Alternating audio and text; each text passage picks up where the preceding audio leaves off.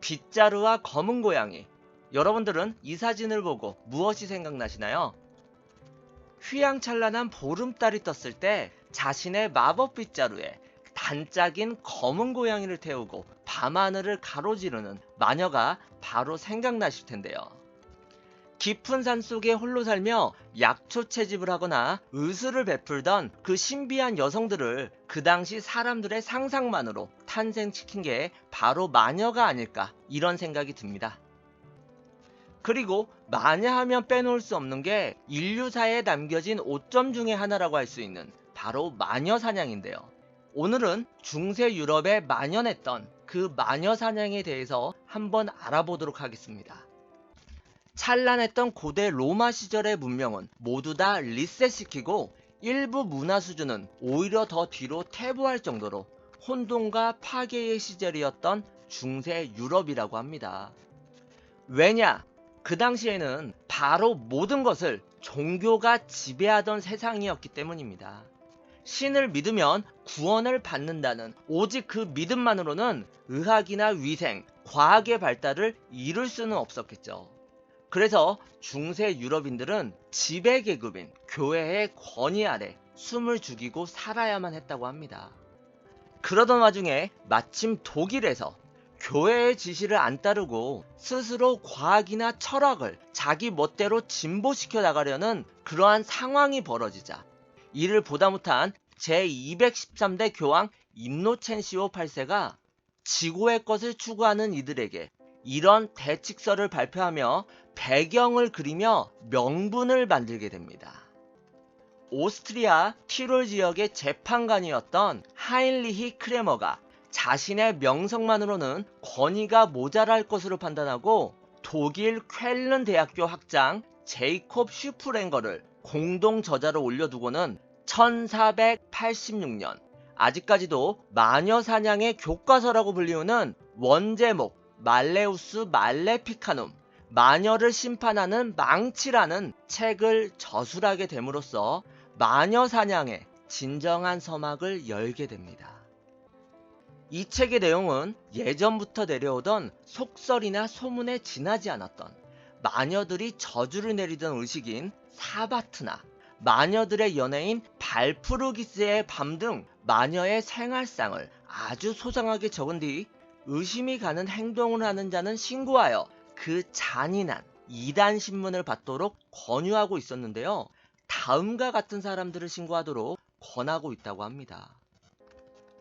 첫 번째, 화재나 살인 현장, 즉 사건 사고의 현장에 자주 모습을 드러내는 여성이라고 합니다. 아니, 여러분들이 생각을 해보시면 이건 초보적인 범죄 예방의 수준이니 있을 수 있는 일이라고 생각도 하시겠지만요.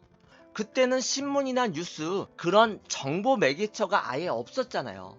단지 호기심에 구경을 하기 위해서 방문했던 애꿎은 여성들도 괜시리 피해를 입지 않았나, 이런 생각도 들게 됩니다. 두 번째, 홍수 직후에 모습을 드러내는 여성, 늦은 밤에 물가를 기웃거리는 여성. 이 시대에는 수리시설도 발전되지 않았을 뿐더러 그 깨끗한 식수를 구하기가 정말 어려웠잖아요. 상당히 물에 민감했던 시대인데요.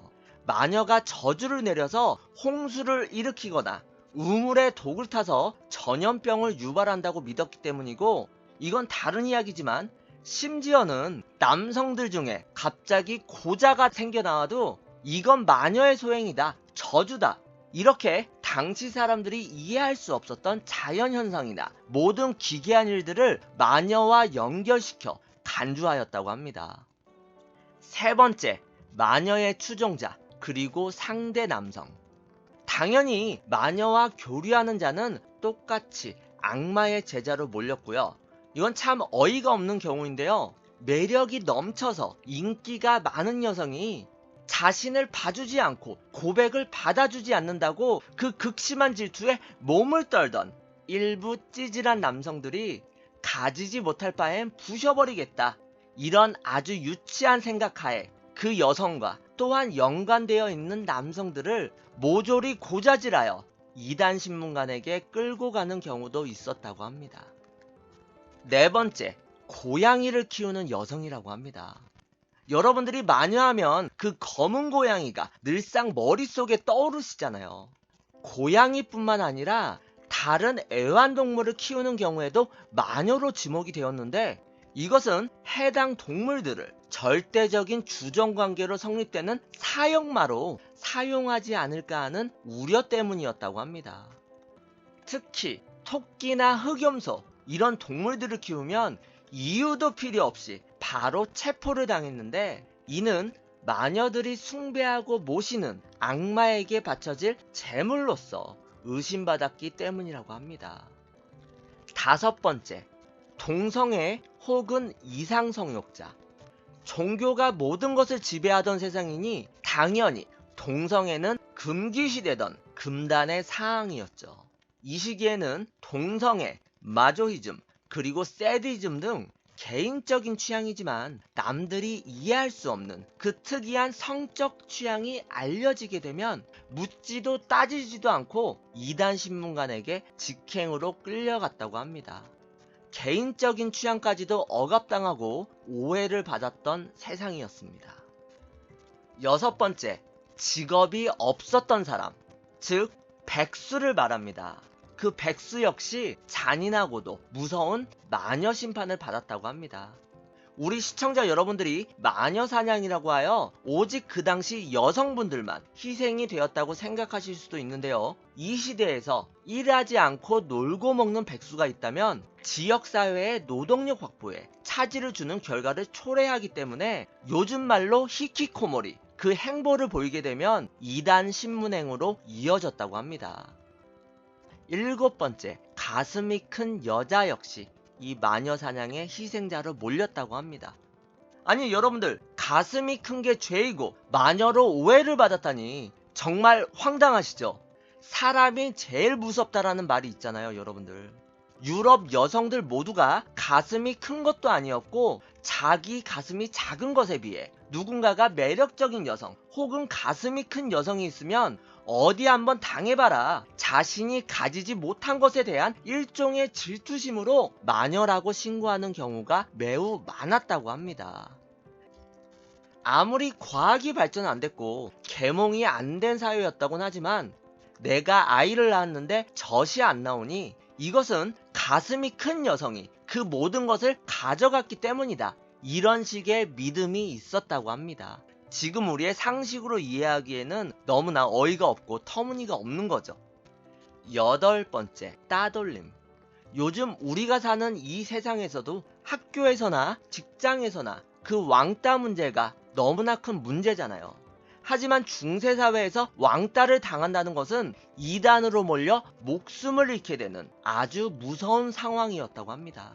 지금처럼 연락이 쉽게 되는 세상도 아니었고 혼자 몰래 무엇을 할지 모른다, 혼잣말을 내뱉어도 이교도의 주문을 중얼거린다는 판단하에 신고를 하고 역시나 이단 신문관에게 직행하는 경우가 많았다고 합니다. 이 밖에도 교회의 허가 없이 사람들을 치료해주는 사람, 그리고 연세가 지긋하신 분들도 마녀로 몰렸다고 전해진다고 합니다. 남을 치료해주는 건 그 도움을 주는 아주 고귀한 행동인데 도대체 왜 그랬을까요?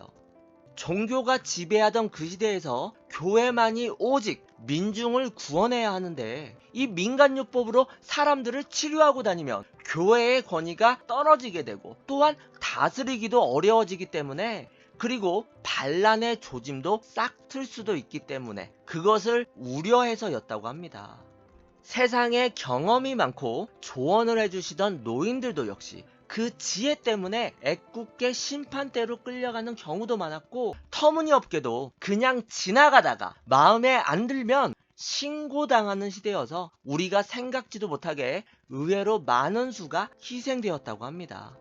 자, 이렇게 여러가지 마녀로 몰렸던 원인들을 알아봤는데요. 그럼 이제 마녀가 맞다 아니다를 어떻게 신문하고 판단하였을까요? 그들만의 어처구니 없는 실상들이 펼쳐지게 됩니다.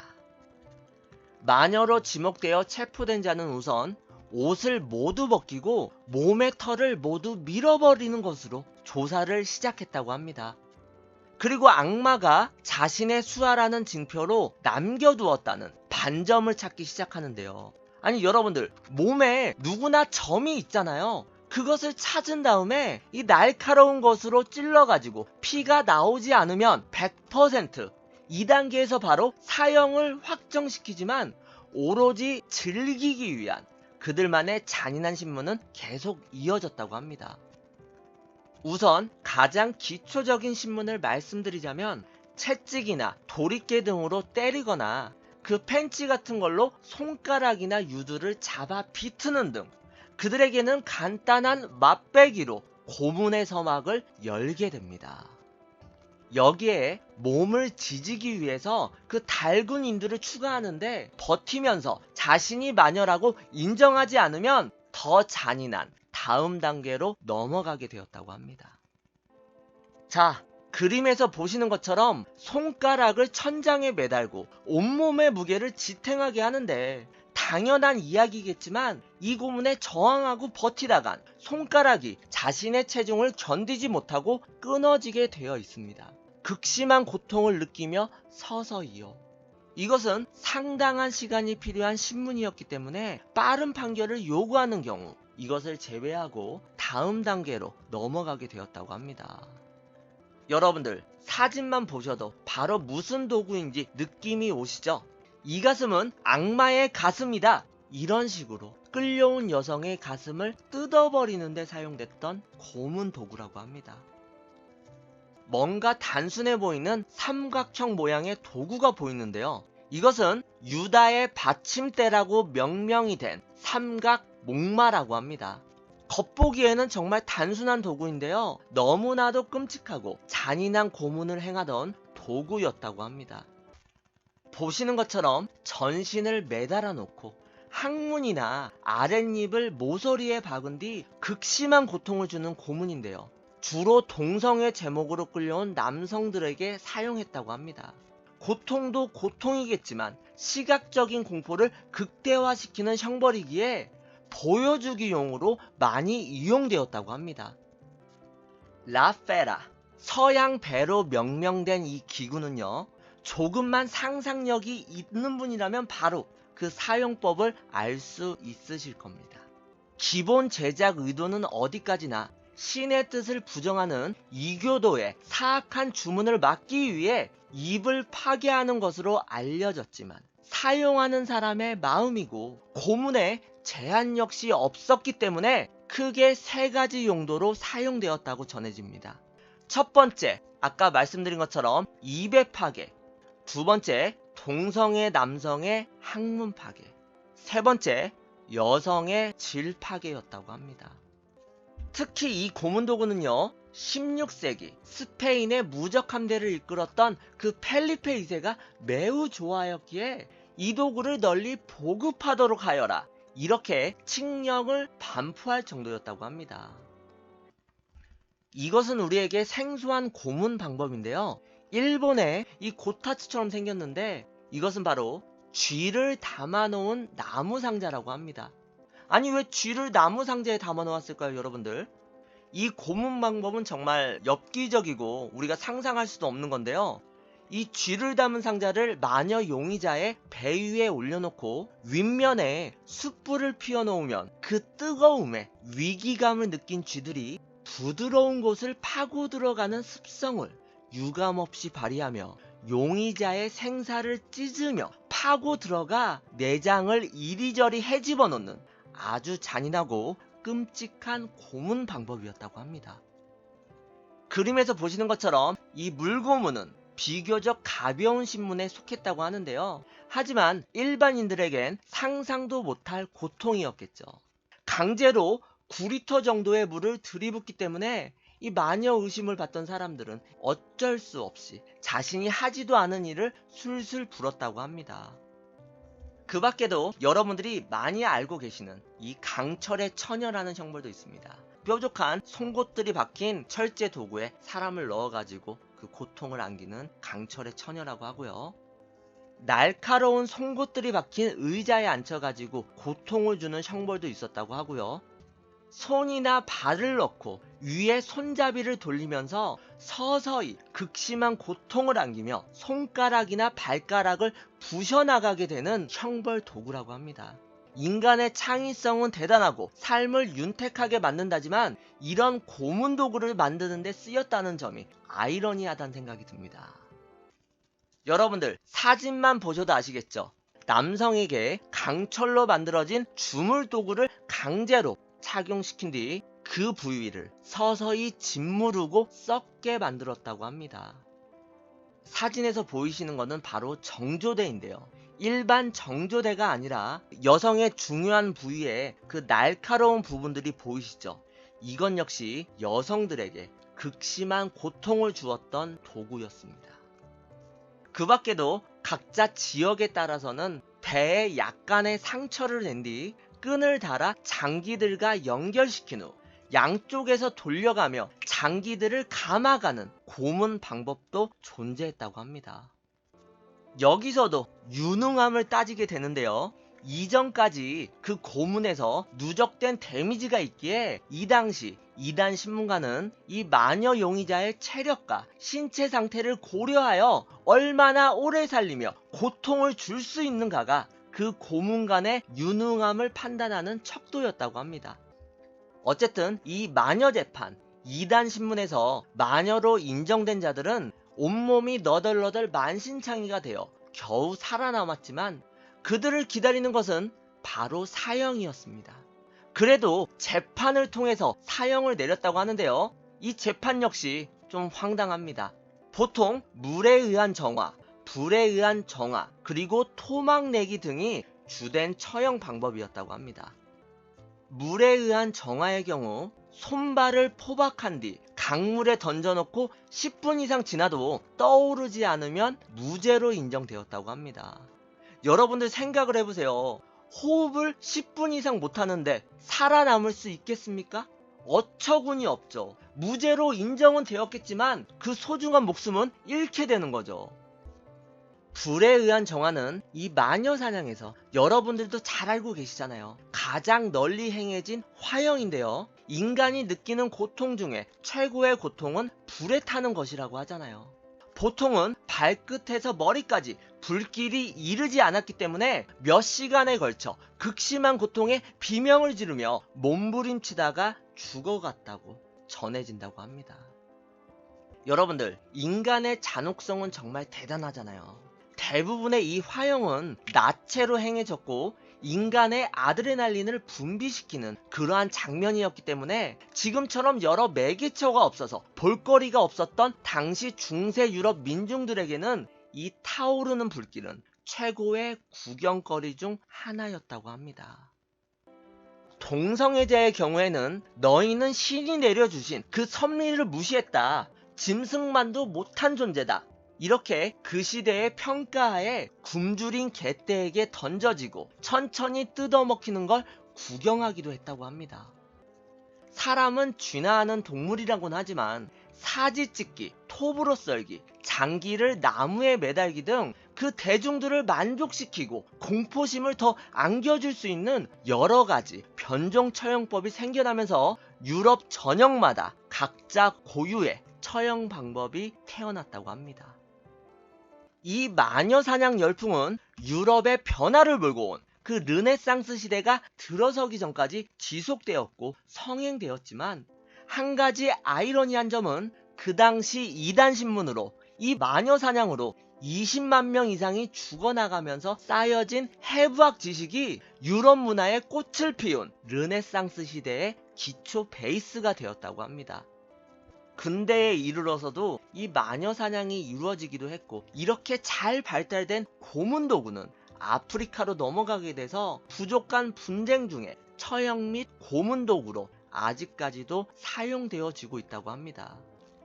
이렇게 중세 유럽 시대에서 행해진 마녀 사냥과 그 고문들에 대해서 한번 알아보았는데요. 이 마녀 사냥의 열풍은 당시 종교가 자신들의 권위에 심각한 의심을 가지고 있었다는 밑바탕에서 시작되었지만 사람이 제일 무섭다고 그 당시 유럽인들이 자신의 마음에 안 드는 이들을 질투나 시기심으로 마녀나 사탄의 제자로 몰아 죽이면서 이를 유흥거리로 즐겼다는 점에 있어서 오직 종교만을 탓할 문제는 아니라는 생각이 듭니다. 그리고 우리도 역시 헛된 소문이나 자신만의 판단과 질투심, 누군가에게 주홍글씨를 새기며 지금도 마녀 사냥을 행하고 있진 않을까요?